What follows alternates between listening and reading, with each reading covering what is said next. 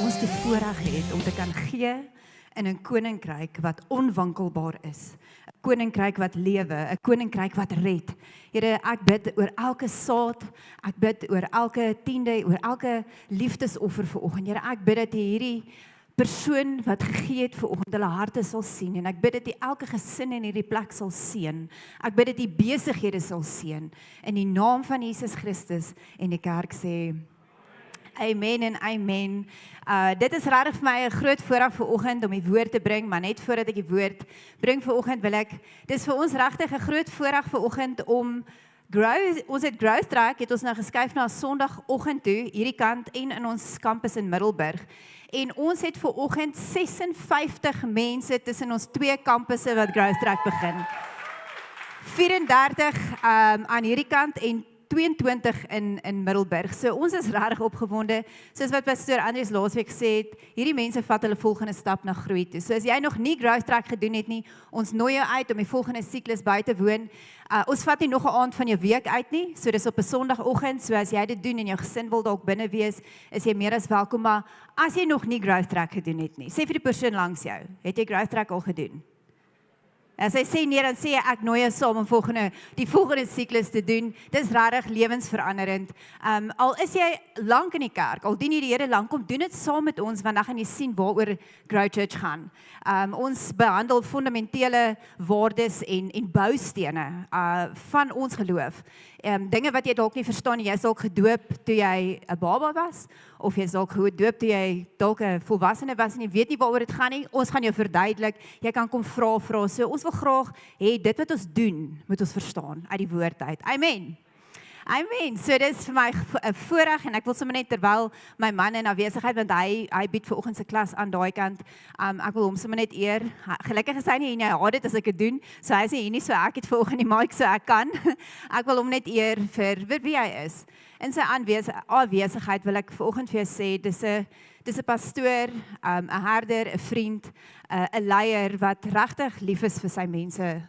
Ek sien behind the scenes en ek wil hom eer vandag dat ek sien die gebede, ek hoor hoe hy praat, ek hoor en ek wil vir julle sê, julle het 'n pastoor wat regtig lief is vir julle. En elkeen se storie sal luister en oor dieselfde ding en ek wil hom net eer en vir hom dankie sê dat hy vir my ook die geleentheid gee vanoggend om die woord te kan bring, want dit is 'n groot voorreg. Wie was laasweek hierso? Wie was gekonfronteer met daai woord?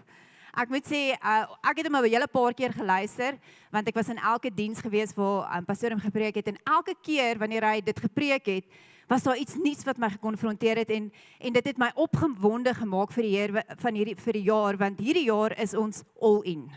Ons is in hierdie jaar vir dit wat die Here wil kom doen. En ek het laasweek so 'n bietjie met julle gedeel oor die woord wat die Here vir ons vir die jaar gegee het. En wie kan saam met my stem as jy kyk na 2025, was dit regtig 'n jaar van, daar was baie veranderinge. Daar was regtig dinge waarvoor jy reg was en waarvoor jy nie reg was nie, wat verander het. En terwyl ek hier so staan in die worship, hoor ek, en ek kan nie op die Afrikaanse woord kom vir want ek hoor hoe sê die Here vir my, dit was 'n purifying fire gewees. Dit was 'n vuur wat gekom het en alles kom wegbrand het en skoon brand het. En ek glo in my hart, hy is nog steeds besig. Ek glo in my hart regtig, hy is nog steeds besig, want hy roep sy kerk tot 'n plek van heiligheid. Maar daar was baie veranderinge gewees en ons was nie 100% seker oor wat gaan aan nie, en ons het begin bid vir die woord vir die jaar en die Here het vir ons die woord gegee, maar intussen wat die Here vir ons die woord gegee het, herinner die Here my aan 'n ander woord wat hy vir my gegee het toe dit was omtrent in September, toe ek by 'n konferensie bedien het in Pretoria, en die woord was, hy gee vir my die woord, hy sê, break out. Nou, julle weet self as jy in 'n seisoen is wat moeilik is, sê jy, dankie Jesus, ons breek nou uit hierdie seisoen uit. En hy sê vir my, nee, stop en kyk na die woord. En ek kyk na die woord, en ek sê dit nou in Engels, want dis hoe ek dit gesien het. En ek kyk na die woord, en ek sien break, en ek sien out. En ek sê, wat wil hy vir my sê? Hy sê, daar gaan 'n oomblik kom wees van waar ons uitbreek, maar ons was in 'n seisoen waar dit gevoel het of die Here besig is om ons te breek. En ek is hierdie maak vir my sin, en hy vat my na die storie toe, waar Jesus staan en hy met die visse en die brood vermeerder. En hy vat die brood, en hy dank God vir dit, en hy breek dit. En dit was alleenlik in die breek toe daar vermenigvuldiging kom. En hy sê vir my, daar is 'n oomblik en dit was nie om jou dood te maak nie, dit was 'n oomblik van breek, sodat in die volgende seisoen, as ons uitbreek, gaan dit 'n seisoen wees van vermenigvuldiging. En ek glo in my hart, die Here doen iets nuuts en ons het dit gesing vanoggend, ons het dit gebid, ons het dit gesê, dat die seisoen het aangebreek van vermenigvuldiging.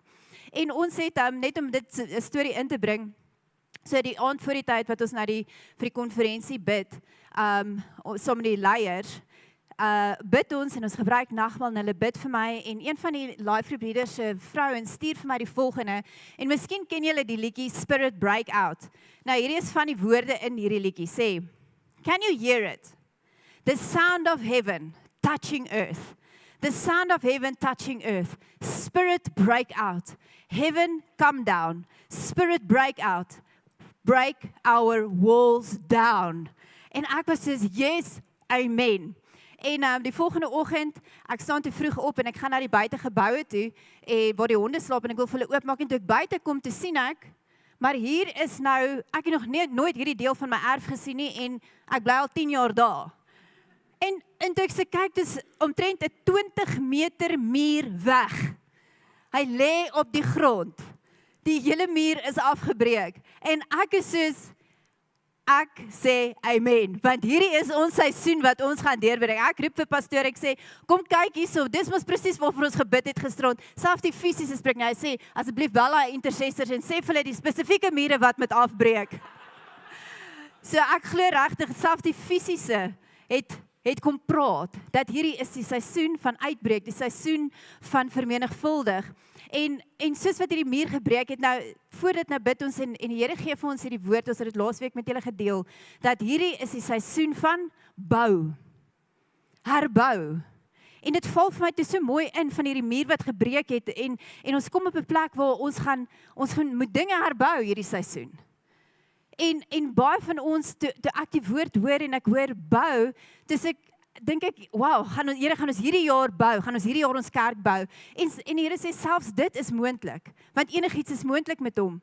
Maar hy sê, ons gaan intentioneel en spesifiek bou aan families. Bou aan jou huwelik. Want dis party van ons wat vandag hier sit, en jy sit in die kerk, maar jou huwelik is stikkend. Ons gaan bou in ons kinders in. Ons gaan weer altare oprig in ons eie persoonlike gebedslewe, want van ons gebedslewe, die altare is afgebreek, en dis weer 'n tyd wanneer ons die altaar moet gaan herbou, in ons eie private gebedslewe. Ons gaan weer God se koninkryk bou. Ons gaan hierdie kerk bou, amen. So, as jy dalk gesê het, 2026 gaan 'n jaar wees waar ek gaan nou net bietjie afvat. Ek gaan nou bietjie een kant sit en ek gaan nou net terug staan. Wil ek vandag, my gebed is, vanoggend toe ek bid, sê ek, Here, u woord sê, ek gaan dit vir jou in Engels sê, hy sê, isn't my word like fire, like a hammer that will break through the hard rock. En vanoggend bid ek dat die vuur van die Here weer in jou hart kom om te kan bou, sodat dit nie 'n jaar is wat jy net terug sit en een kant sit nie. So ek wil vanoggend met jou praat oor Nehemia, want terwyl ek begin bid het oor die woord, gee die Here vir my Nehemia se naam, en ek het hierdie boek al vir maande lank bestudeer, so daar's so baie in hierdie boek, en ek wil 'n paar punte vanoggend met jou deel, wat ek glo is noodsaaklik vir die seisoen waarin ons is. So ek vra vir jou, om jou te help, mag ons 'n kerk wees wat notas maak. Mag ons 'n kerk wees wat nie net kerk toe kom om 'n woord te ontvang en by die deur uitloop en jy vergeet wat die woord is nie. Ek vra dat ons intentioneel sou wees. Soos jy dalk jou foon kan uithaal en jy het notes op jou foon, maak of neem foto's van die skrifte. Ek gaan bestudeer dit by die huis, want dis die vloei. Pastor het laasweek gepraat van die rivier. Dis die rivier waarin ons is en moenie dit mis nie, want hierdie seisoen gaan ons intentioneel wees, kerk. Ons gaan intentioneel wees om te bou. Jy gaan intentioneel wees oor jou kinders, oor jou vrou, oor jou man, oor God se woord, oor jou gebedslewe. Sê, ek gaan intentioneel wees. So as jy jou Bybel by jou het, kan ons gaan na Nehemia 1 toe, en ek gaan lees van 3 tot 6. Dit sê, hulle antwoord was, dit gaan nie goed met die mense wat uit die ballingskap teruggekeer het, en daar oorgebly het nie. In die provinsie Juda is daar groot ellende en bespotting. Jerusalem se muur lê en die stadspoorte is deur die vuur vernietig. Nou wie het al so gevoel? 'n Seisoen waar alles stikkend is, mense praat oor jou, dis ellende, dis bespotting, niks is in orde nie. En dis presies wat Nehemia hoor wat aangaan by die stadsmure van Jerusalem. En hoor wat gebeur. Toe Nehemia dit hoor, toe ek dit hoor, het ek gaan sit en gehuil. Vir dae aan een het ek getreur, gevas en tot die God van die hemel gebid. Nou kerk, ek wil vanoggend daar stop vir 'n oomblik. Wanneer jy van iets gehoor het of iets beleef het in jou huwelik, in jou besigheid, in ons dorp, in ons nasie, wat jy dit gehoor het en dit net verbygegaan het nie, maar jy het gestop, jy het gehuil daaroor en gevas en begin bid. Jy sien die kerk hoor hierdie goed en hulle ry verby sekere dinge en jy gaan in en uit by jou huwelik, maar wanneer laas het jy gestop, gevas, gebid en gesê, Here, kom gryp in. Ek het gesê, Here, God van die hemel, U is groot en vreesaanjaende God. U hou by U verbondsbelofte, sê amen. Hy is 'n goeie God, hy is 'n getroue God. U is getrou in U liefde teenoor die wat U gebooie belief het en gehoorsaam. Hoor my gebed. Kyk, en U sal sien dat ek dag en nag vir die mense van Israel, U dienaars intree in gebed. Ek bely dat ons teen U gesondig het. Selfs ook ek en my familie het sonde gedoen. Kan jy sien wat besig is om mee te gebeur? Hy stop. Hy begin te bid. Hy verklaar wie God is en hy repent ook. Hy bely dat wat ook al in die vorige seisoen gebeur het, Here, hier is dit vandag. Ons bely dit wat gebeur het, maar ons posisioneer ons nou vir 'n nuwe seisoen. Nou baie van ons sê baie keer, ja, maar dis Nehemia. Dis Dawid, dis Petrus, dis hierdie ouens van die Bybel en ek wil vandag weer sê, Nehemia was nie 'n apostel nie, hy was nie 'n pastoor nie, hy was nie in die vyfvoudige bediening nie, hy was nie 'n koning gewees nie, hy het eintlik net vir die Persiese regering gewerk, hy het vir 'n koning gewerk. So vandag sit jy dalk net hier en jy sê, ja, maar ek is nie die apostel nie, ek is nie die pastoor nie, ek is nie die profeet nie, ek wil vir jou sê, al sit jy vandag in 'n gewone werk, ek dink die verskil wat hier gebeur het is omdat Nehemia gehoor het, hy het gestop, hy het dit gevoel in sy hart. En omdat hy dit gevoel het in sy hart en begin bid het daaroor, toe sê die Here, hierdie man kan ek gebruik. Hierdie man, ek gaan iets bonatuurlik deur hom kom doen. So vandag sit jy dalk en sê, hoe gaan ek dit doen? Al wat die Here vra is, posisioneer jouself op 'n plek om te sê, Here, maak my oë oop vir dit wat U sien. Kom breek my hart vir wat U hart breek. En jy sal sien, want die oomblik toe dit gebeur, toe begin God iets in Nehemia se hart te doen. Dit is amper asof daar 'n goddelike las op hom gekom het om die mure van Jerusalem te bou. Jy sien die oomblik wanneer hierdie gebeur, is daar, dis amper, ek wil dit 'n goddelike las noem, in Engels noem het, sê mense 'n burden. Dis asof jy 'n burden voel vir iets. Die gewig van die opdrag het op hom gekom. 'n Passie en 'n verantwoordelikheid het op hom gekom. Nou jy, baie keer nou, ek sê ons gaan nou huwelike bou, ons gaan gesinne bou, ons gaan families bou, ons gaan verhoudings herbou. Nou ons dink net, okay, dis 'n jaar van bou en ons gaan nou bou. Ek wil vir jou sê, vandag moet jy weet, dat jy met die passie en die verantwoordelikheid weer daarvoor kry. Wanneer jy huis toe gaan en jy stap saam met jou man of jou vrou na huis in, om 'n gewig te kry wat die hemelse mandaat oor jou lewe is, om 'n huwelik te bou.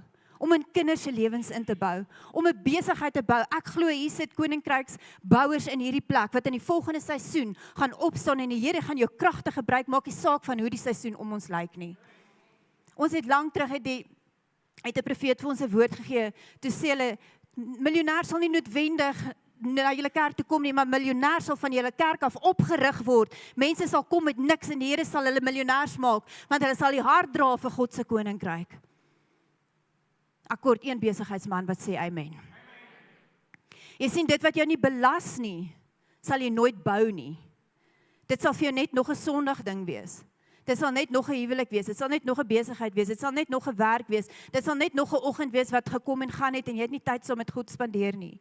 Maar as iets jou belas, vra jy nie meer, wat is die maklikste manier uit nie, maar jy vra, Here, wat is dit wat u hart behaag? Toe ons hiernatoe gekom het, ons het omtrent so 14 jaar terug hierdie kerk geplant, en by daardie tyd het ons nog in Bronkhorstspruit gebly, en dan Bronkhorstspruit so 50 kilos van hier af, so in die oggend het ons hiernatoe gery, dan daag jy so 5 mense op. Want dis hoekom ons baie kinders het. Want ons het geweet, as ons 4 is, dan sal ten minste 4, daar's ten minste 4 in die kerk. Dan ry ons terug huis toe, en dan in die aande ry ons terug, dan is hier niemand. So het dit gegaan vir 2 jaar. Ek sê hulle die dag toe ons 15 mense slaan, te sê ons, halleluja vir herlewing in Witbank. En dit was moeilik. Ons het gekom met 'n woord, maar dit het my begin konfronteer. Dit was soos, partykeer het ons in die oggende gekom, dan slaap ek en pastoor en die kinders agter in daai moederskamer en wag vir 6 uur, en dan kom niemand en dan ry ons maar weer huis toe. En die woord het my begin konfronteer, en een oggend kom ons so oor, en net op by Haaiveld waar ons so oor die bultjie kom. Toe ons so oor die bultjie kom, en ek sien Witbank voor my, ek sal dit nooit in my lewe vergeet nie. Toe voel dit of die hele Witbank in my hart inkom. Dit voel asof daai heilige las oor my kom. Asof die mense van Witbank in my hart inkom. En ek wil vandag vir jou sê, van daai oomblik af was my lewe nooit weer dieselfde nie. Want daar was 'n hemelse mandaat wat oor my gekom het, of jy nou 5 was, of wat net ons 4 was, of jy 1000 is, of 200 is, die mandaat bly dieselfde. Ons is besig om die hel leeg te maak, en die hemel vol te maak, en disippels op aarde te maak. Daarom nommers dryf ons nie. Maar ek wil vir jou sê, dit gaan oor 'n hemelse mandaat, want wanneer daai las, daai goddelike las oor jou kom, sal jy 'n heilige gewig voel. Nou ek wil hê jy moet vanoggend net in jou kop of in jou hart net besluit, wat is dit wat ek hierdie jaar gaan bou? Ek wil hê jy moet vir 'n oomblik daaraan dink. En dan gaan ek hierdie goed noem, en dan moet jy verstaan, dis nie net 'n idee nie, want hierdie jaar is 'n jaar van bou. Jy sal 'n heilige gewig voel. Gebed sal nie meer opsioneel wees nie. Jou prioriteite gaan in lyn kom met dit wat God wys vir jou wat om te bou. Jy gaan jou teenstand anders hanteer. Jy sal bou met 'n doel en met waaksaamheid. Jy sien in teenstelling daarmee, mense wat net voel, ag nee, wat hier is sommer net 'n lekker idee, kom ons probeer dit maar uit. Dis iemand wat inkom en uitkom sonder eienaarskap en sonder aanspreeklikheid. Hulle kla gewoonlik meer as wat hulle bid. Come on. As jy nie so iemand ken nie, is jy 10 teen 1 daai een. Hulle gee op, sodra dit iets hulle begin kos. Dan is dit klaar. Nee, hierdie vat te veel van my. Ek wil hê kerk, jy moet vandag verstaan, dis nie 'n struktuur wat ons bou in hierdie seisoen nie. Dis grondgebied wat ek en jy gaan moet terugeis. En omdat dit 'n plek is waar ons grondgebied terugeis, word jy 'n bedreiging vir die duisternis. So totdat jy verstaan dat hierdie dinge 'n hemelse opdrag is, sal jy dit soos niks hanteer nie. Weet julle wat was baie interessant vir my? Ek het nou regtig baie studies gedoen, en ek het in die week 'n ding gaan opsoek, want ek wou gesien het hoe lank was die mure stikkend.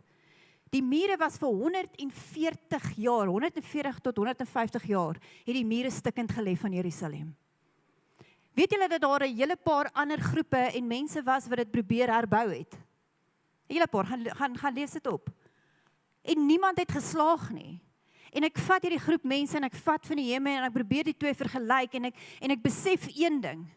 Dis omdat daar 'n man was wat hierdie ding in sy hart gevoel het en dit voor God gebring het en regtig ware heilige gewig oor hom gekry het, dat hy in 'n bonatuurlike manier hierdie muur kon herbou het. Dit was die verskil tussen die twee. En vandag sit ons hierso en hier is dalk generasies wat voor jou was en generasies wat die mure was stikkend dalk in jou vorige generasies as jy gaan kyk. Daar is dalk verslawing. Daar is dinge wat die vorige generasies deurgegaan het en hulle het nie geslaag nie.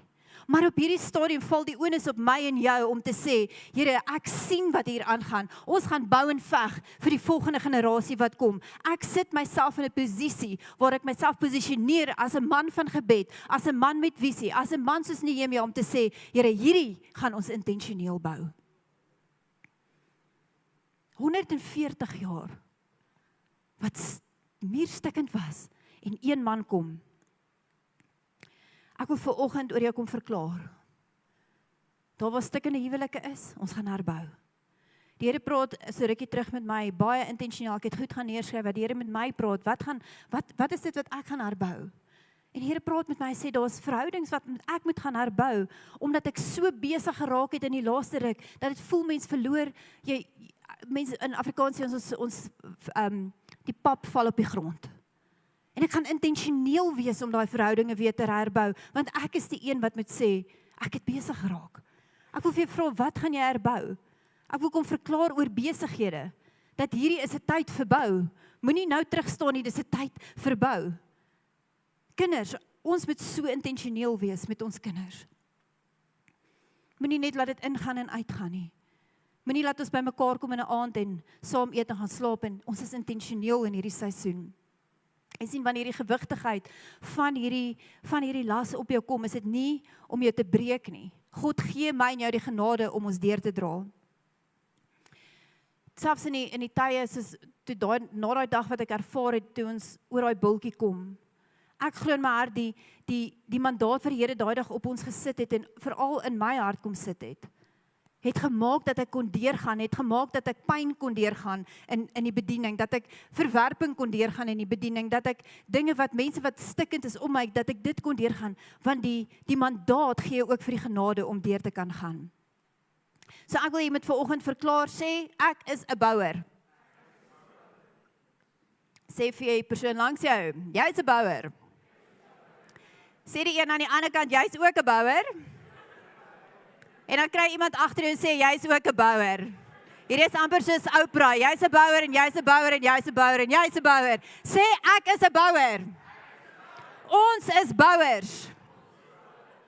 So wat beteken bouer in Hebreëus? In Hebreëus beteken om te bou, natuurlik, om te vestig, om te herstel en om te herbou. In die Bybel is 'n bouer nie net iemand wat dinge aan mekaar sit nie, maar 'n bouer is iemand wat stabiliteit skep en herstel wat gebreek is. Bouers is nie passief nie. Bouers beweeg vorentoe met visie, gehoorsaamheid, momentum en goddelike versnelling. Sê amen. Bouers vorder selfs wanneer omstandighede moeilik is. Kom ons probeer hierdie kant. Bouers bou, al is omstandighede moeilik. Kan ek hierdie kant hoor? Bouers bou, al is omstandighede moeilik. Kan omstandighede moeilik raak in hierdie seisoen? Dit kan. Hierdie was so interessant vir my, ek wil nie in dit ingaan nie, want dit is te veel. Maar die woord bouer en seun kom van dieselfde wortelwoord. Dit was verskriklik interessant vir my. Ek gaan net 'n paar punte noem, dis net te veel om vanoggend te noem. Maar om te bou is om seuns voor te bring. Seuns beteken, dis 'n volgende generasie. Dis nie noodwendig net 'n seun nie. Ons praat van 'n volgende generasie. So om te bou, is ons besig al klaar met die volgende generasie wat na ons kom. Om nalatenskap te vestig, terwyl ek en jy nou bou, terwyl ek en pastoor Andri sê, Here, ons is bereid om in hierdie seisoen kerk te bou, het ons reeds die volgende generasie in gedagte. Ons dink nie net aan ons nie, anders gaan dit stop by ons. Om iets te skep wat jou oorleef. Ek wil vandag vra vir elke man en vrou in hierdie plek, as jy kinders het, is jy besig om 'n huwelik te bou, wat jou sal oorleef. Ek wil jy moet dink daaroor. Ek wil graag hierdie vir jou noem. So rukkie terug vra ek my kinders, veral vir Kyle, en ek vra vir hom, so enig as jy nou jou eie gesin het, wat is dit wat jy vir jou kinders sal leer? Wat jy by ons, wat is dit wat jy sal oordra? En dit was nou interessant, want ek wil nog graag hoor. En hy sê, Mama, ek en my gesin sal op 'n Sondag kerk toe gaan. Want ons het 'n reël. Maak nie so, ons het baie dienste gelukkig op 'n dag wat jy van kan kies. Maar jy moet een diens bywoon op 'n Sondag. Maak nie saak waar jy, ons het altyd vir Kyle gesê, maak nie saak waar jy is nie, maak nie saak waar jy kuier nie, op 'n Sondag gaan ons kerk toe. Selfs in die tyd toe ons nie pastore was nie. Op 'n Sondag gaan ons kerk toe. En selfs op sy toe hulle sy matriekafskeid, ek weet nie hoe was die omstandighede gewees nie met sy matriekafskeid, maar daai Sondagoggend, toe sit hy in die kerk saam met sy vriende. Want daar is 'n beginsel wat ons vasgemaak het, wat ons huwelik sal oorleef. Want ek het 'n skrif waarop ek staan, wat my ma vir my geleer het, en dit het gesê, for me and my household, we will serve the Lord. En ek wil vir jou vra, wat in jou huwelik gaan jou oorleef in jou volgende generasie in? So bouers bring seuns voort, en seuns word weer bouers. So wat het Nehemia regtig gebou? Hy het toekomstige geslagte gebou. Hy het geestelike identiteit kom herstel. Hy het iets opgerig wat beskerming was vir die volgende seisoen. En om een of ander rede bly hierdie ding in my gees maal, en ek gaan dit vir jou, ek het dit laasweek ook genoem, dit wat ek en jy in hierdie seisoen bou, en ek wil hê, jy moet 'n nota maak, en al is dit 'n mental note, ek wil hê jy moet hoor wat ek sê, want ek is nie 100% seker, of is hierdie 'n waarskuwing of 'n rigting nie. Maar die Here bly klem lê op hierdie ding vir my. Hy sê, dit wat jy nou bou in hierdie seisoen, gaan saak maak in die volgende seisoen. Ek weet nie wat kom nie. Ek weet nie wat gaan gebeur nie. En daarom moet ek en jy intentioneel wees wat ons nou bou.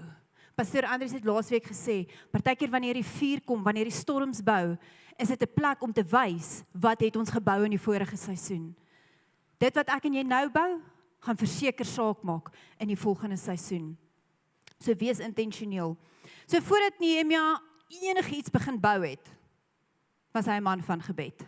Nehemia 1:4 sê, toe ek dit hoor, het ek gaan sit en huil. Vir dae aan een het ek getreur, gevas en tot God van die hemel gebid. Nou die wat nou op 20 dae van vas is, jy huil en treur al eintlik net om asseblief uit die vas uit te breek. Maar ek wil vandag vir jou sê, hy het gestop en hy het gebid.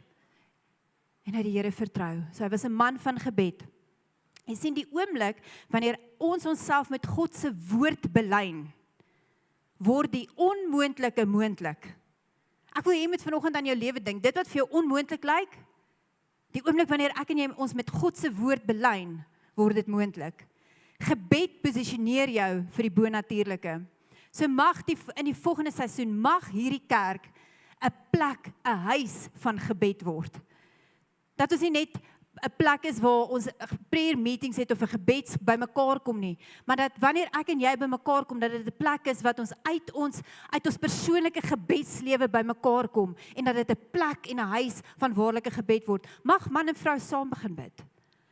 En miskien, ek gaan hierdie weer herhaal, ek het dit laasweek ook gesê, man en vrou, daar lê krag op die eenheid wanneer 'n man en 'n vrou saam begin bid.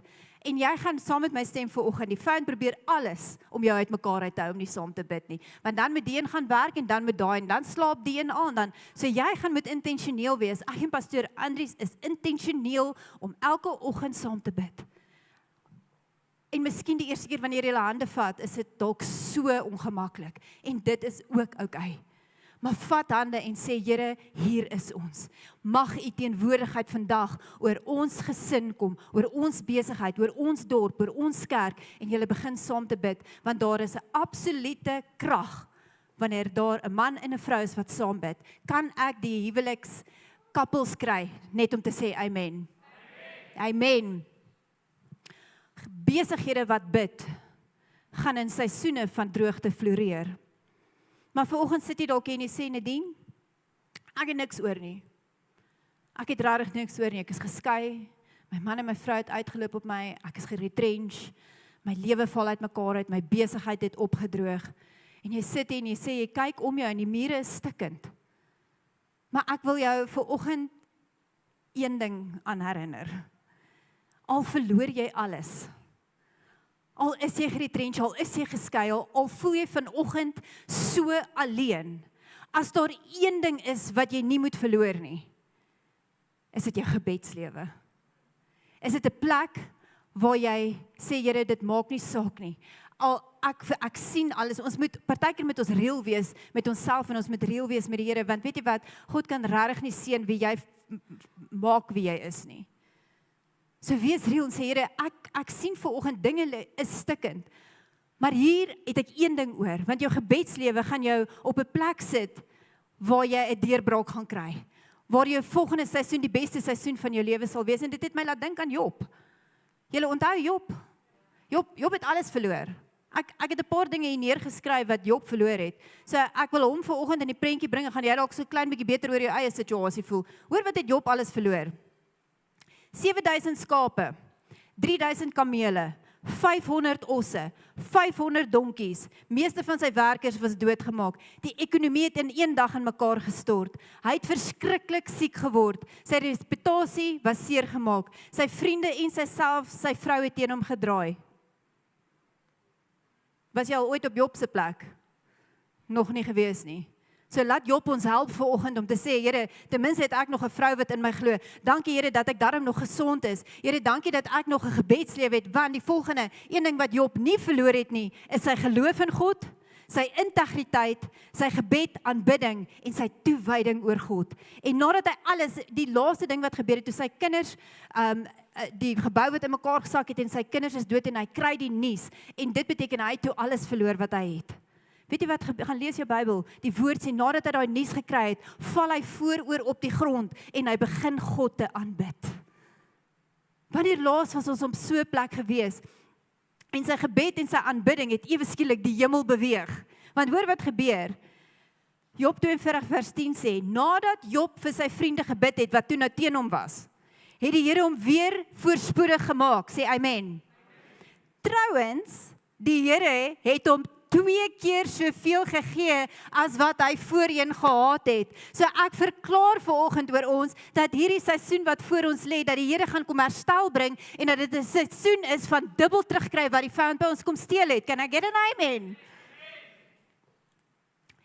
Job 42 vers 12 sê, en ek het hierdie skrif vir myself gevat, want as ek so 90-100 moet word, is ek nou in die helfte van my lewe. So ek het hierdie skrif vir my gevat. Dit sê, die Here het die laaste deel van Job se lewe meer geseën as die eerste, want wat voor jou lê is beter as dit wat agter ons is. Kom kerk, kan ons net sê dankie Jesus vir dit wat voor ons lê. The best is yet to come. So berei jouself voor om te bou. Nehemia het guns gevind by God.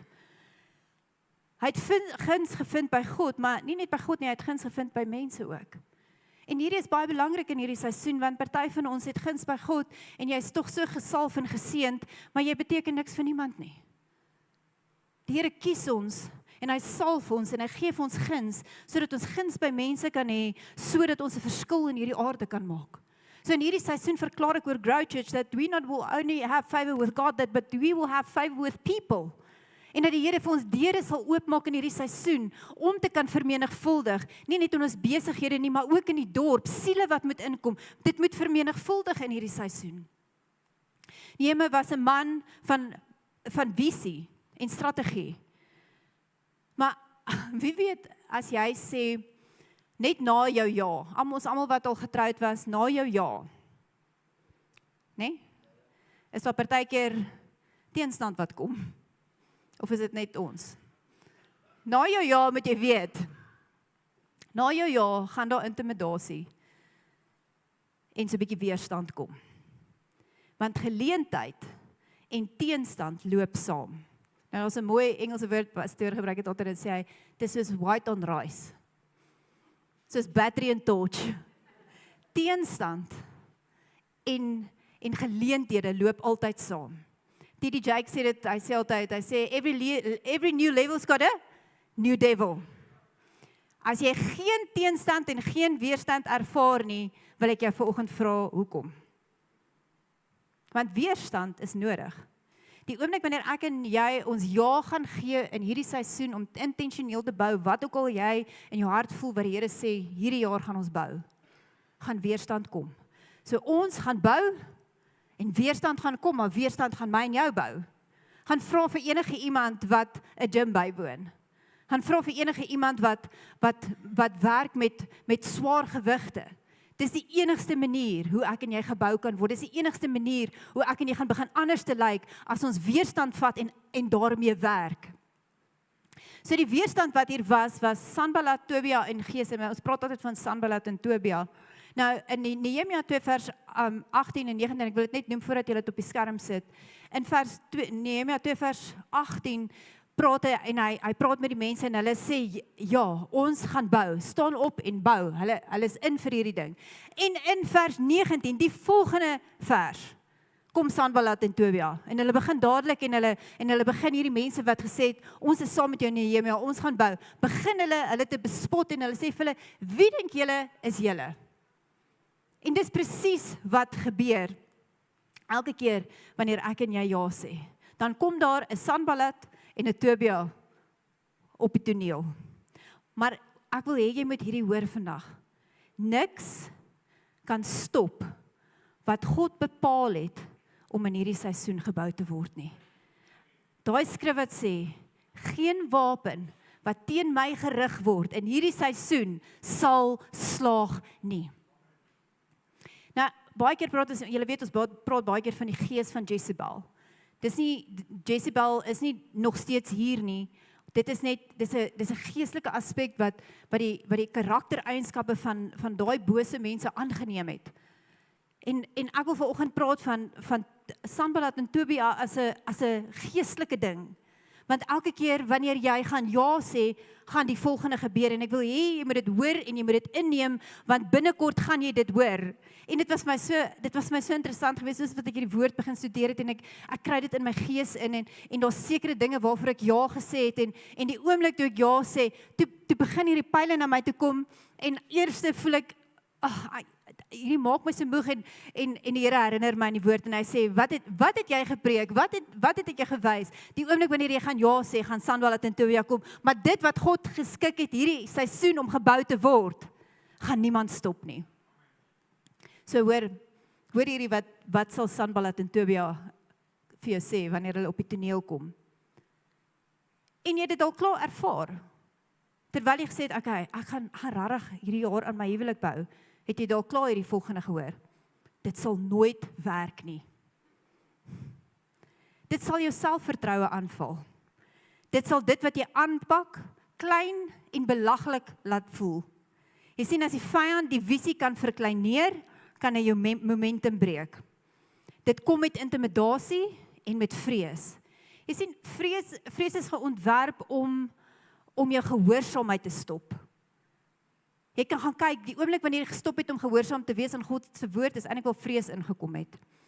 Dit wil jou aftrek en jou aflei. Die Engelse woord is 'n lekker woord, dit wil jou kom distract. Wie weet, ons het in die begin gesê, wanneer ek en jy onsself bepaal by 'n sekere ding, dan moet al jou prioriteite belyn met dit. Weet jy wat gaan hy doen? Hy gaan allerhande ander afleidings, distractions oor jou pad begin bring. Nou, as jy gaan lees Nehemia 6 vers 2, praat Sanballat en Tobia met Nehemia, en hulle sê vir hom, kom hier na ons toe, ons wil graag met jou praat. Ons wil graag met jou praat, maar wie weet die oomblik wanneer daar iets is wat jou aandag probeer aflei van dit wat God vir jou het, moet jy dit nie doen nie. Ons gaan praat nie met afleiding nie. Ons word nie deel daarvan nie. Hoor wat sê Nehemia, dit was sy antwoord gewees. Ek kan nie nou kom nie. Ek is besig met 'n groot werk. En mag jy in hierdie seisoen, wanneer afleiding kom, wanneer dinge kom wat jy wil een kant toe vat van dit wat God vir jou hierdie seisoen gegee het, om te sê, ek, vyand, is besig met 'n groot werk, en ek gaan nie afkom na jou vlak toe nie. Dit sal verwarring by jou wil bring. Dit sal kom met valse beskuldigings en gerugte. Die oomblik wanneer ek en jy weet wie ons in Christus is, sal valse beskuldigings en gerugte nie vir jou saak maak nie.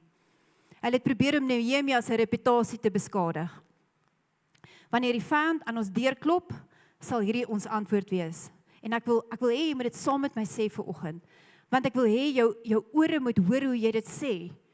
Want Sanballat en Tobia hulle gaan kom.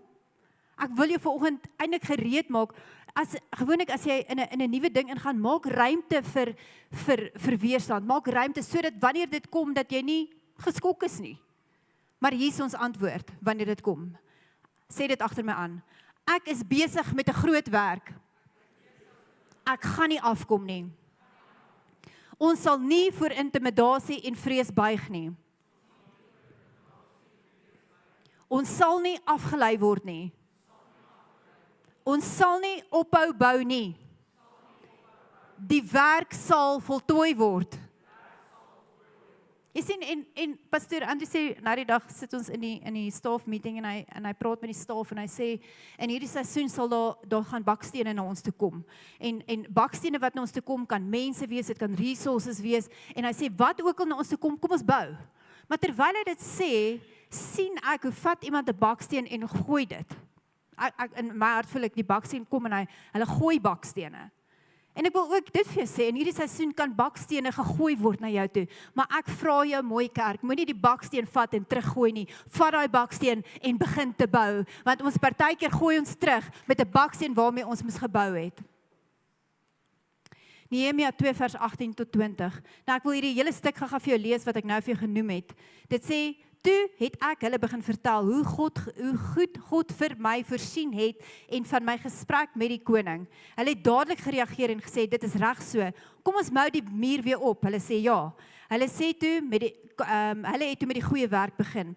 Maar toe Sanballat, Tobia en Ammonitiese amptenaar en die Arabier Gesem van hulle planne hoor, het hulle ons minagtend gekoggel en gevra, wat dink julle doen julle? Hier sit in die woord, en hier is ons skrif vir die jaar, vers 20.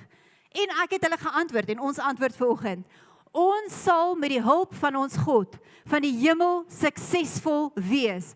Ons is sy diensknegte, ons sal die mure weer begin herstel.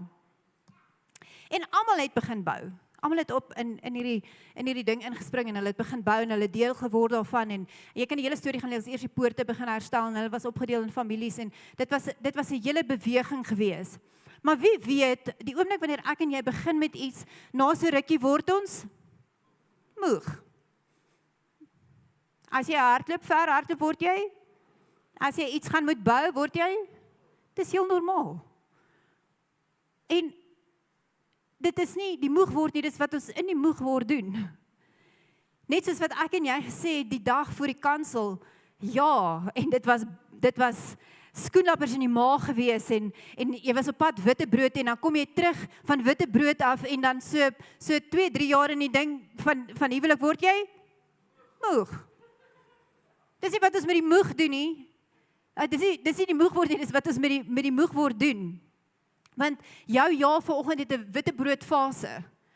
So ek wil jou selfs aan dit herinner vanoggend en wanneer jy by daai dag kom onder die aanklank van my stem vanoggend wil ek hê jy moet hoor. Ek wil hê daai dag wanneer jy so afgemat en moeg voel, dan moet jy herinner word aan die woord wat die Here vandag vir ons gee.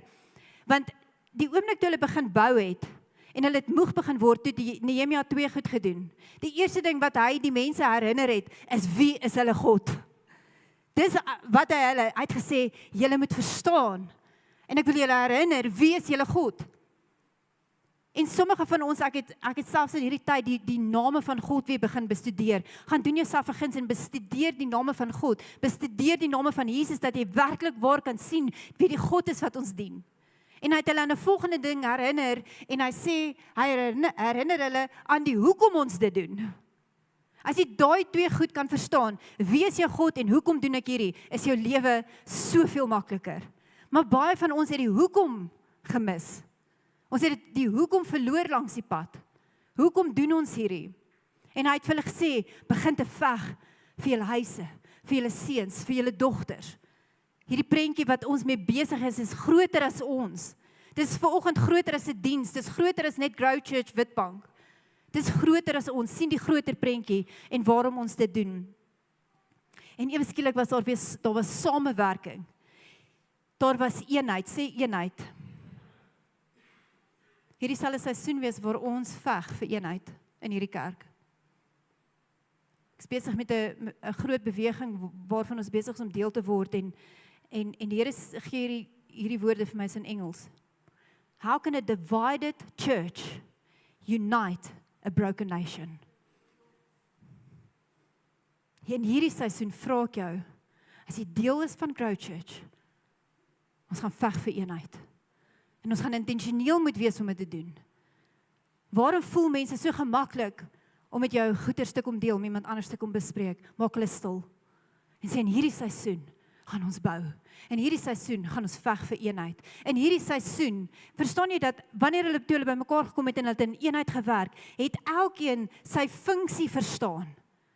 In hierdie kerk, ons sê dit soveel keer, ons het nie posisie nie, ons het funksie in hierdie kerk. Vanoggend die feit dat ek hier staan is nie 'n posisie nie, dis 'n funksie wat ek verrig.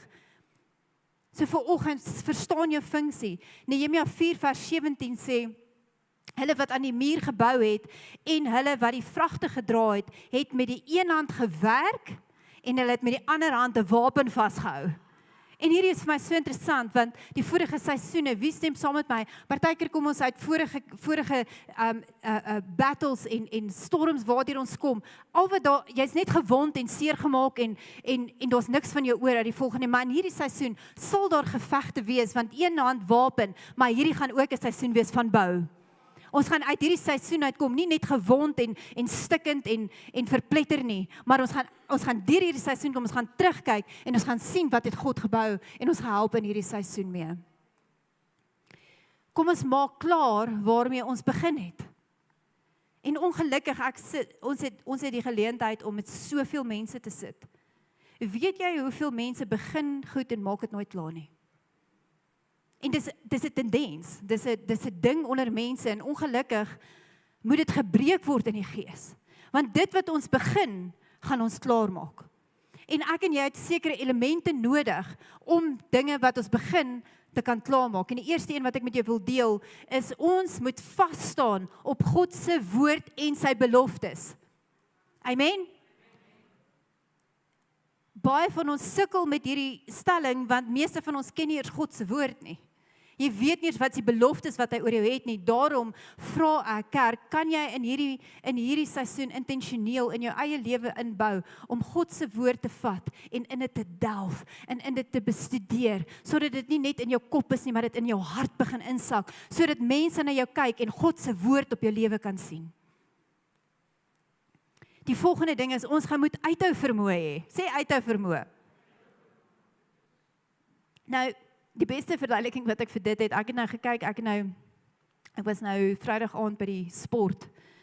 Nou kyk, party het nie uithou vermoë nie, en dan moet hulle nog 1005 of 3000 hardloop ook. En partykeer, uithou vermoë, weet jy waar begin mens fiks raak? Wie kan vir my sê, wanneer begin jy nou regtig fiks te raak, as jy oefen? Wanneer jy nou wraggies nie meer kan nie.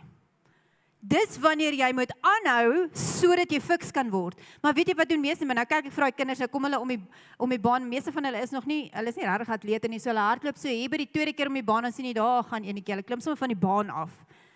Maar ek wil vir jou sê, dat dis daar waar jy moet aanhou. Ek het die geleentheid en ek het myself, ek en pastoor Andries het regtig sê, ons gaan onsself inbou om te oefen. So ek gaan elke oggend gaan en ons oefen. Nou partykeer in die middel van hierdie hele ding voel ek, eintlik wil ek nou my water vat en gaan. Dis is hoe lank nog, ek kan hierdie doen nie, maar ek het vir myself gesê, ek weet dis hier waar die verandering begin kom. Dis eintlik hier waar die verskil eers gaan begin inkom. So ek wil vanoggend in die gees vir jou sê, daar waar jy moeg raak, dis presies waar jy moet aangaan. Dit is presies waar jy nie moet opgee nie, want dis wanneer uithou vermoë en geestelike fiksheid begin inkom.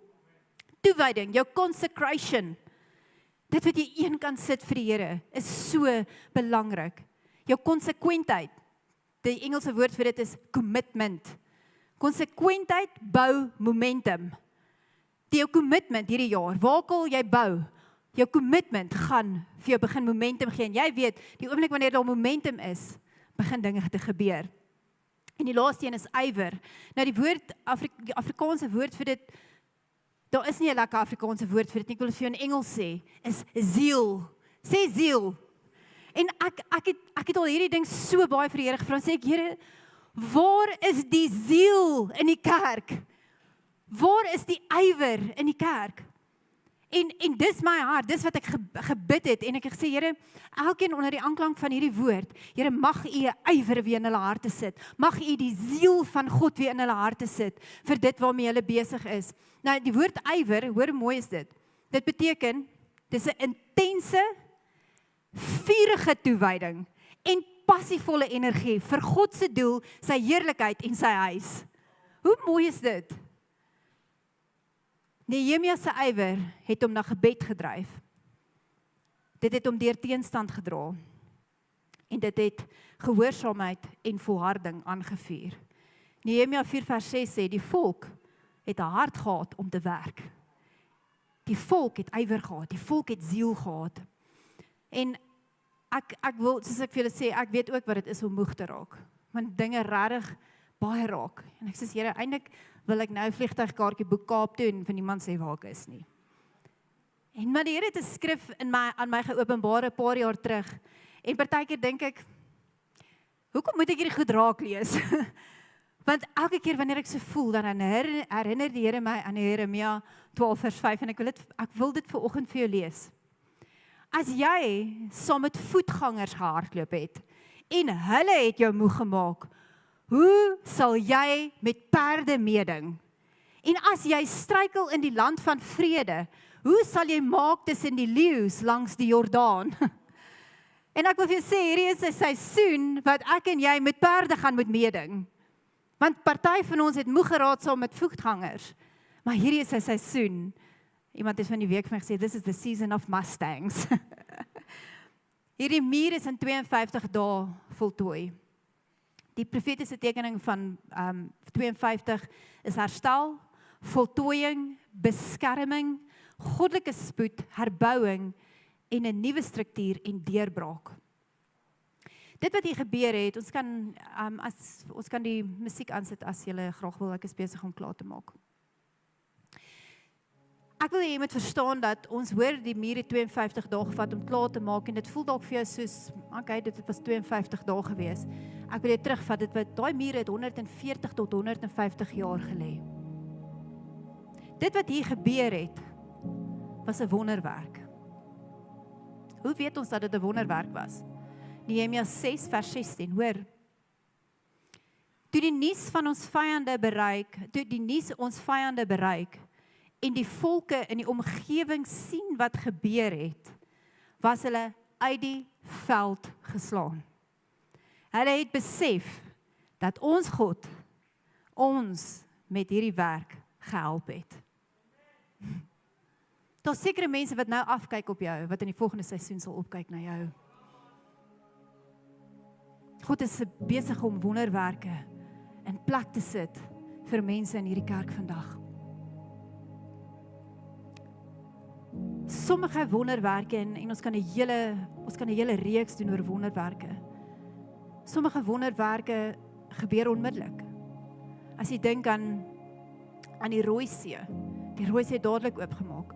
Jesus het dooies opgewek. Daar's sekere wonderwerke wat onmiddellik gebeur. Maar ander gebeur met 'n proses.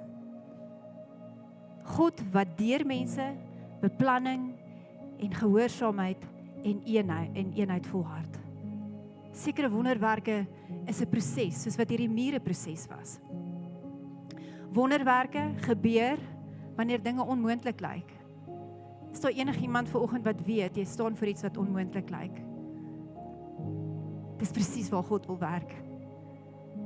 Vandag wil ek vir jou sê, die feit dat ons hier kan staan en hierdie kan doen wat ons doen, is omdat ons 'n God van wonderwerke dien. Die feit dat ons bymekaar kan kom vanoggend. Ons dien 'n God van wonderwerke, want nie alles gebeur onmiddellik nie. Party vat 'n proses. Hierdie wonderwerk was nie net van spoed nie, maar die krag en die gehoorsaamheid en die guns wat God daarop gerus het. Dit is 'n seisoen van bou, vorentoe beweeg, grondgebied terugvat. Hierdie is 'n seisoen van wonderwerke. En hierdie is wat ek en jy moet doen. Kom ons staan vas op God se woord en sy beloftes. Kerk, ek wil jou vandag vra, as jy nie 'n woord is, ek dalk hier aan hierdie kant begin, ons kan regdeur gaan en ek kan elkeen vandag vra, wat is jou skrif waarop jy in hierdie seisoen staan? Wonder ek hoeveel mense sal vir my kan sê. Ek wil vir jou vra, kry skrif waarop jy staan. Kry belofte waaraan jy vashou. Selfs in die moeilike tye, dis wanneer daai skrif begin lewendig raak. En daarom sê ek vir jou, soos wat my ma vir ons daai skrif geleer het. En ek sê, for me and my household, we will serve the Lord. Dis 'n skrif waaraan ek vashou. Maak nie saak wat ek sien met my fisiese oë nie. God het gesê, ek en my huisgesin, ons sal die Here dien. Dis 'n skrif waarin ek vashou, met alles binnekant my. Daar is soveel meer, maar ek wil vandag vir jou vra, kind van God, wat is jou skrif waaraan jy, wat is die belofte waarop jy staan? Gehoorsaamheid aan God se woord is belangrik in hierdie seisoen. Ek is regtig nie beïndruk met mense se teologiese doktrines en hulle grade nie. Dit beïndruk my nie. Wanneer iemand praat uit 'n plek van gehoorsaamheid, uit 'n plek waar hulle belyn met God se woord en ek kan heiligheid sien, dis daar waar dinge verander. Kom ons wees doelgerig in hierdie seisoen. Dis tyd dat manne en vroue van gebed opstaan. Dis 'n seisoen waarin ons met volhard verstaan jou funksie en bly in jou baan. Weet julle hoekom raak ons kwaad vir mekaar in die kerk? Want ons is nie in ons baan nie. Bly in jou baan. Weet jy, wanneer jy in iemand anders se baan begin beweeg, dan word hierdie wedloop wat ons hardloop, raak al hoe stadiger en jy begin mense vas te hardloop en bly in jou baan, verstaan jou funksie, waarvoor God jou roep in hierdie seisoen, of mense jou nou verbyvat of agterlaat. Ek wil vandag sê, bly in jou baan, hou jou oë op Jesus en volhard in hierdie wedloop wat ons hardloop. Sê vir die persoon langs aan jou, bly in jou baan. Stay in your lane, sê hulle in Engels. Ons veg vir eenheid in hierdie seisoen. Is julle in vir dit? Sê, ek gaan veg vir eenheid. In my huwelik, in my kerk, in my besigheid, in my familie. Ek wil vir jou vra, as jy by 'n deur instap, wat bring jy? Bring jy divisie of eenheid? Jy kan net een van die twee bring. Bring ek eenheid of bring ek divisie? Wat dra ek? Mag ons in hierdie seisoen 'n kerk wees. Maak nie saak as ons hier opbreek en ons gaan in ons plekke in op 'n maandag. Mag ons 'n kerk wees wat eenheid dra, nie net eenheid bring nie. Ons gaan bou met ywer en waaksaamheid. Ek het 2 skrifte en maak ek klaar. Hierdie seisoen is 'n seisoen van staan op en bou. En ek wil vir jou 'n baie bekende skrif lees. Jesaja 60 vers 1. Staan op, skyn, want jou lig het gekom. En die heerlikheid van die Here het op jou opgegaan. En ons laaste skrif wat ek met jou wil deel, Nehemia 2 vers 20, ons skrif vir die jaar. Sien niks anders het om vas te hou aan nie. Hou vas aan hierdie skrif. Die God van die hemel sal ons laat voorspoedig wees. En daarom sal ons sy dienaars opstaan en bou. Ek gaan vir jou vra net daar waar jy sit, sal jy vir my opstaan? Ek wil hê daar waar jy staan met jy jou hande vir my nie lig met doel sit. Sit dit nie net omdat ek so sê nie, maar ek wil hê jy met jou hande in die lig sit en vir 'n oomblik net sê, Here, hier is ek. Vergeet van almal en alles om jou. Hy ken jou. Hy ken jou hart, hy ken jou teleurstellings, hy ken die omstandighede waarin jy jouself bevind. Hy ken selfs jou, die Engelse woord, jou insecurities. Hy ken alles, hy ken elke detail van jou lewe. Hy weet selfs hoekom jy nie nou graag jou hande in die lug wil sit nie. Hy weet hoekom. Jesus mag hier vanoggend net vaardig raak onder die mense. Ek bid dat elke hart kom aanraak. Here, daar waar mense om hulle kyk en dinge is stikkend. Huwelike is verwoes. Kinders is ongered. Besighede is opgedroog. Ons weet nie hoe lyk die dag van môre nie. U ken ons. En vanoggend as 'n kerk kom gee ons dit vir u. Alles wat stikkend is. Ons wil kom oorgee vanoggend, Here, ons wil kom bely dat ons soveel dinge in die vorige seisoen in ons eie hande wou gevat het. Dat ons self dinge wou gedoen het. Maar ons wil vanoggend kom soos Nehemia, soos Job, soos Esther. Wat voor u kom. En sê, Here, kom sit 'n heilige mandaat op ons in hierdie seisoen. Dat dit nie net iets is waar ons inkom en uitkom en dat ons nie eienaarskap vat nie. Maar soos wat elkeen vandag hier staan, of hulle 'n grow group leader is, of hulle net iemand is wat vir die eerste keer vanoggend gekom het. Miskien iemand wat, Here, wat vanoggend alleen voel, iemand wat nou net 'n besigheid begin het, iemand wat besluit om binnekort dalk iets groots vir U te doen. Ek bid dat U elke persoon die ziel sal bring, 'n goddelike ziel, dat ons met 'n intense vurigheid, met doelgerigtheid in die volgende seisoen sal bou.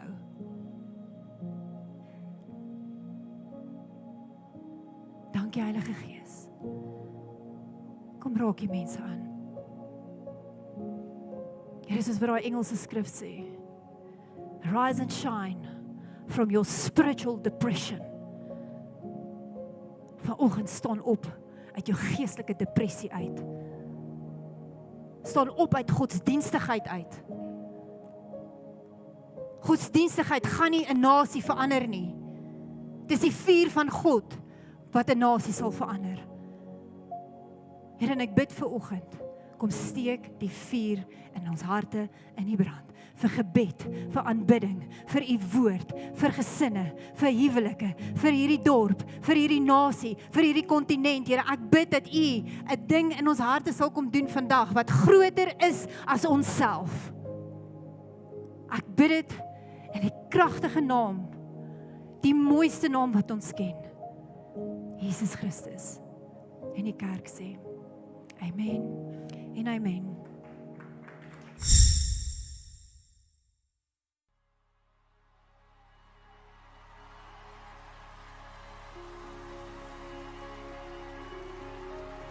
Thank you for watching with us. We're going to ask you to like and share this message. So if you want to respond to this message by getting in touch with us, or we just need someone to pray with you, there's contact details on the screen, or maybe you just need some.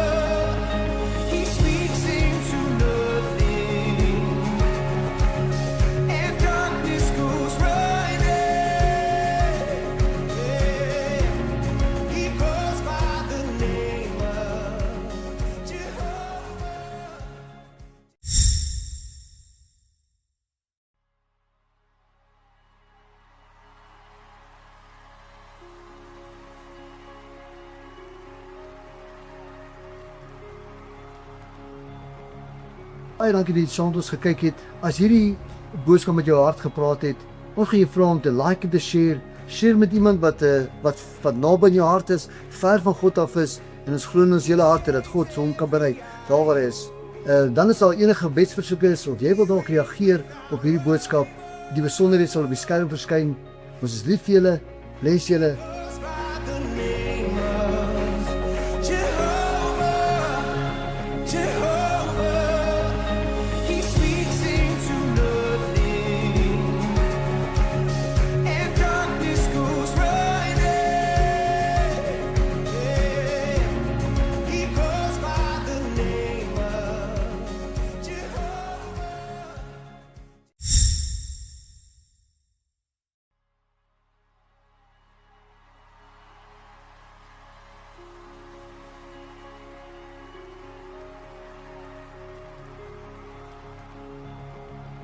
Baie dankie dat jy saam met ons gekyk het. As hierdie boodskap met jou hart gepraat het, ons gaan jou vra om te like en te share. Share met iemand wat naby in jou hart is, ver van God af is, en ons glo in ons hele harte dat God hom kan bereik daar waar hy is.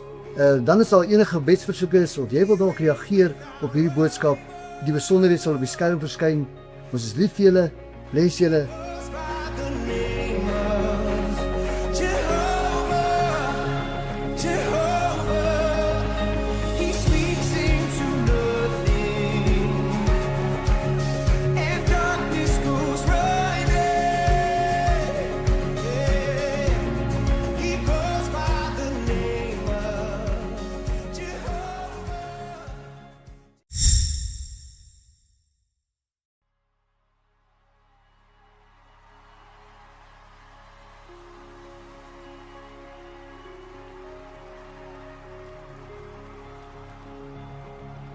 Baie dankie dat jy saam met ons gekyk het. As hierdie boodskap met jou hart gepraat het, ons gaan jou vra om te like en te share.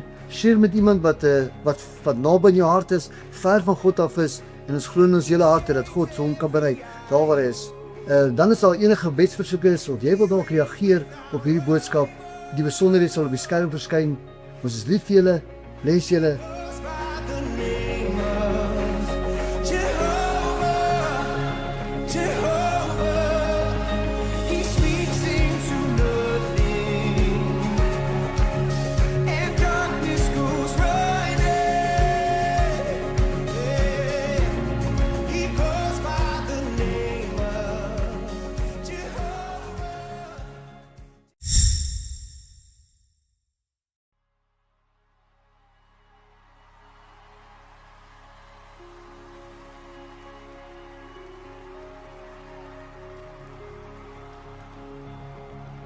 Baie dankie dat jy saam met ons gekyk het. As hierdie boodskap met jou hart gepraat het, ons gaan jou vra om te like en te share. Share met iemand wat naby in jou hart is, ver van God af is, en ons glo in ons hele harte dat God hom kan bereik daar waar hy is.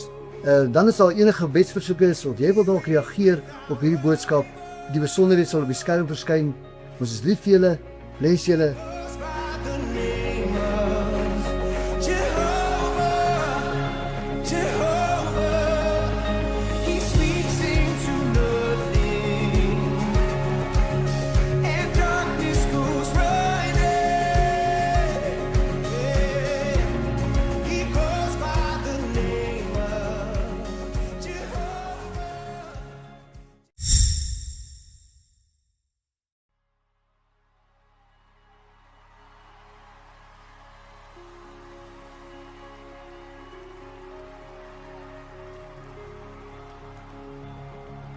Baie dankie dat jy saam met ons gekyk het. As hierdie boodskap met jou hart gepraat het, ons gaan jou vra om te like en te share.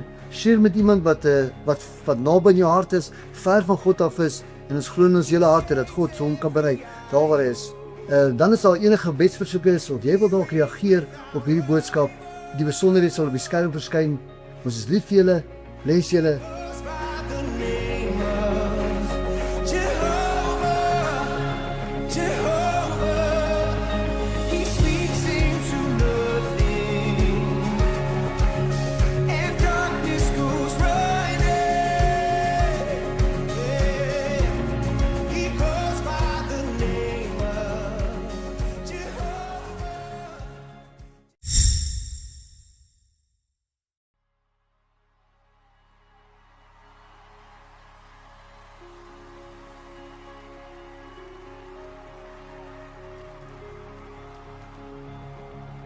Baie dankie dat jy saam met ons gekyk het. As hierdie boodskap met jou hart gepraat het, ons gaan jou vra om te like en te share.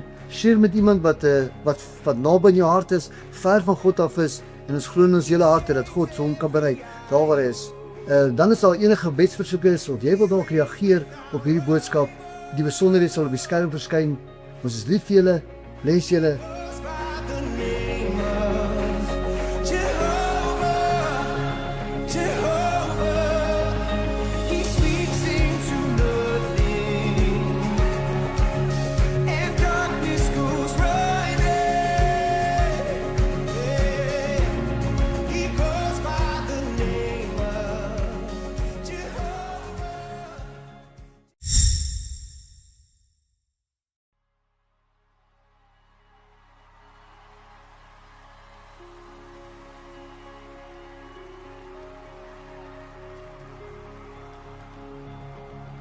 Baie dankie dat jy saam met ons gekyk het. As hierdie boodskap met jou hart gepraat het, ons gaan jou vra om te like en te share. Share met iemand wat naby in jou hart is, ver van God af is, en ons glo in ons hele harte dat God hom kan bereik daar waar hy is. Dan is daar enige gebedsversoeke is of jy wil dalk reageer op hierdie boodskap. Die besonderhede sal op die skerm verskyn. Ons is lief vir julle, bless julle.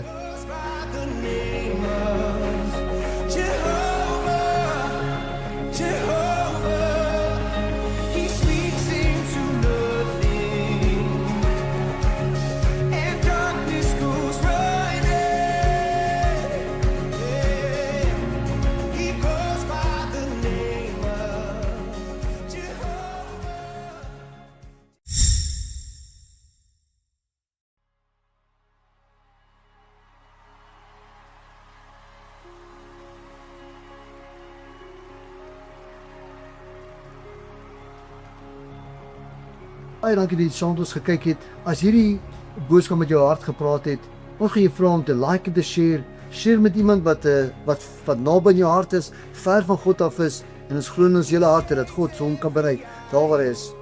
Dan is daar enige gebedsversoeke is of jy wil dalk reageer op hierdie boodskap. Die besonderhede sal op die skerm verskyn. Ons is lief vir julle. Bless julle.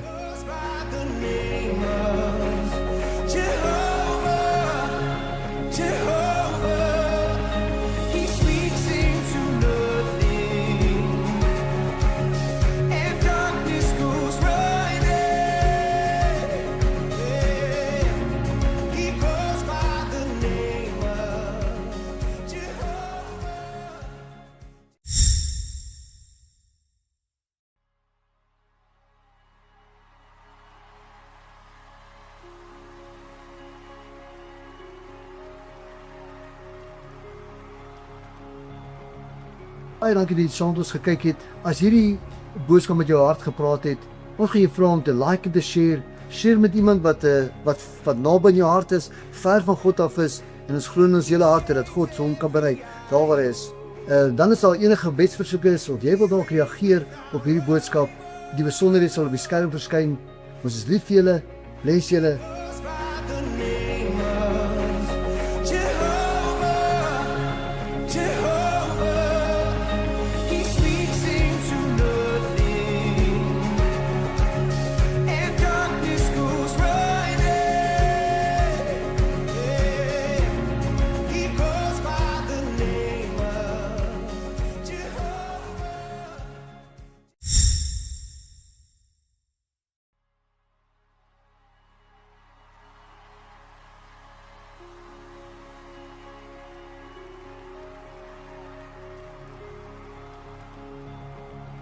Baie dankie dat jy saam met ons gekyk het. As hierdie boodskap met jou hart gepraat het, ons gaan jou vra om te like en te share. Share met iemand wat naby in jou hart is, ver van God af is, en ons glo in ons hele harte dat God hom kan bereik daar waar hy is.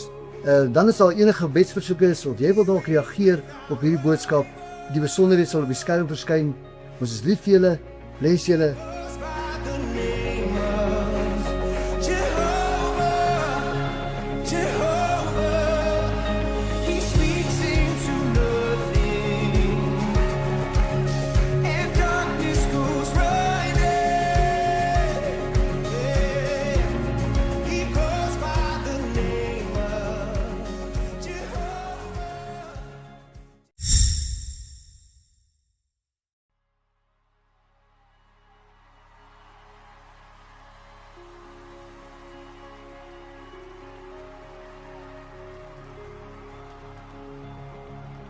Baie dankie dat jy saam met ons gekyk het. As hierdie boodskap met jou hart gepraat het, ons gaan jou vra om te like en te share. Share met iemand wat naby in jou hart is, ver van God af is, en ons glo in ons hele harte dat God hom kan bereik daar waar hy is. Dan is daar enige gebedsversoeke is of jy wil dalk reageer op hierdie boodskap. Die besonderhede sal op die skerm verskyn. Ons is lief vir julle. Bless julle.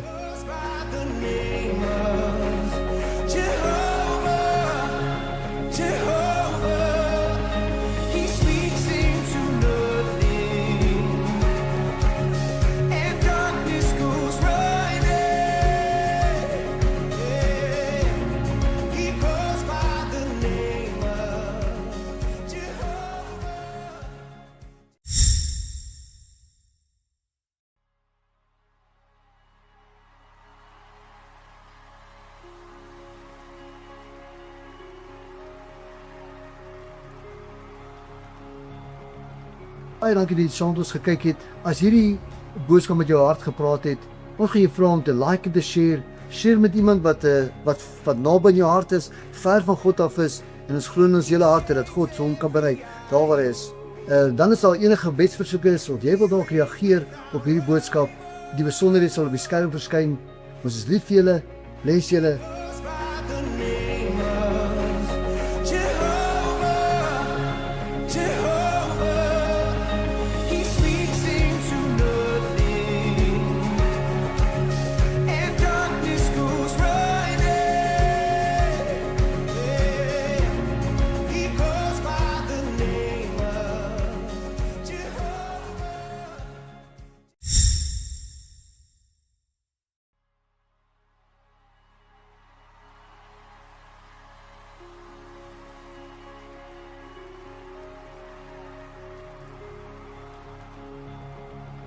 Baie dankie dat jy saam met ons gekyk het. As hierdie boodskap met jou hart gepraat het, ons gaan jou vra om te like en te share. Share met iemand wat naby in jou hart is, ver van God af is, en ons glo in ons hele harte dat God hom kan bereik daar waar hy is. Dan is daar enige gebedsversoeke is of jy wil dalk reageer op hierdie boodskap, die besonderhede sal op die skerm verskyn. Ons is lief vir julle, bless julle.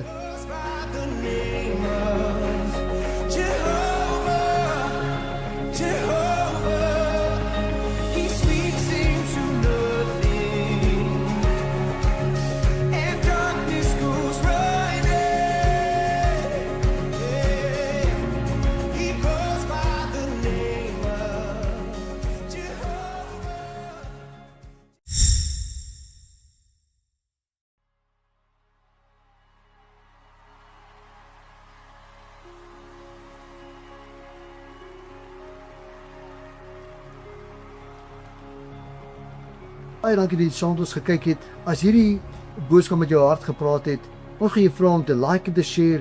Share met iemand wat naby in jou hart is, ver van God af is, en ons glo in ons hele harte dat God hom kan bereik daar waar hy is. Dan is daar enige gebedsversoeke is of jy wil dalk reageer op hierdie boodskap, die besonderhede sal op die skerm verskyn. Ons is lief vir julle, bless julle.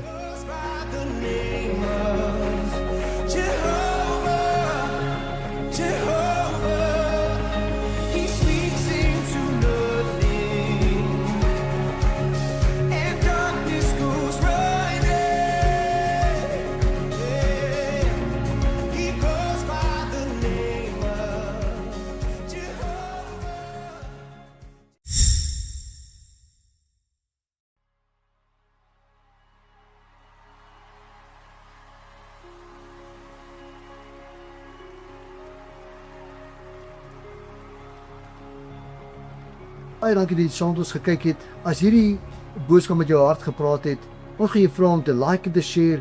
Share met iemand wat naby in jou hart is, ver van God af is, en ons glo in ons hele harte dat God hom kan bereik daar waar hy is. Dan is daar enige gebedsversoeke is of jy wil dalk reageer op hierdie boodskap, die besonderhede sal op die skerm verskyn. Ons is lief vir julle, bless julle.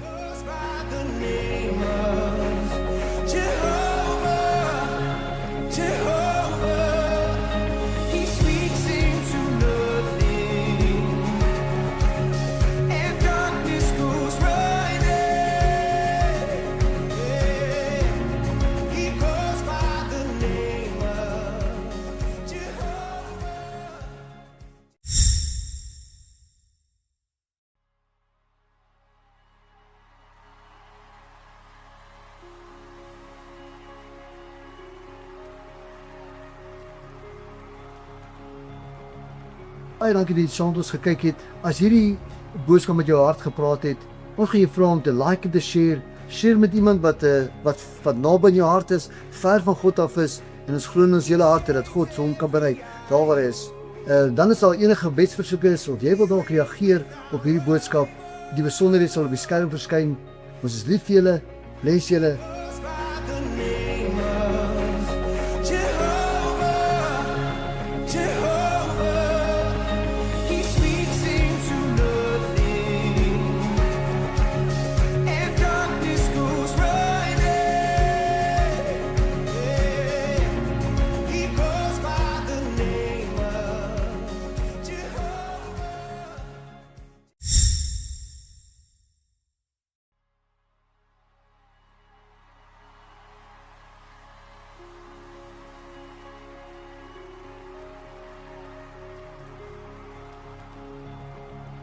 Baie dankie dat jy saam met ons gekyk het. As hierdie boodskap met jou hart gepraat het, ons gaan jou vra om te like en te share.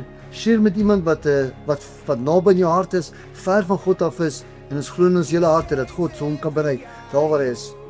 Dan is daar enige gebedsversoeke is of jy wil dalk reageer op hierdie boodskap, die besonderhede sal op die skerm verskyn. Ons is lief vir julle, bless julle.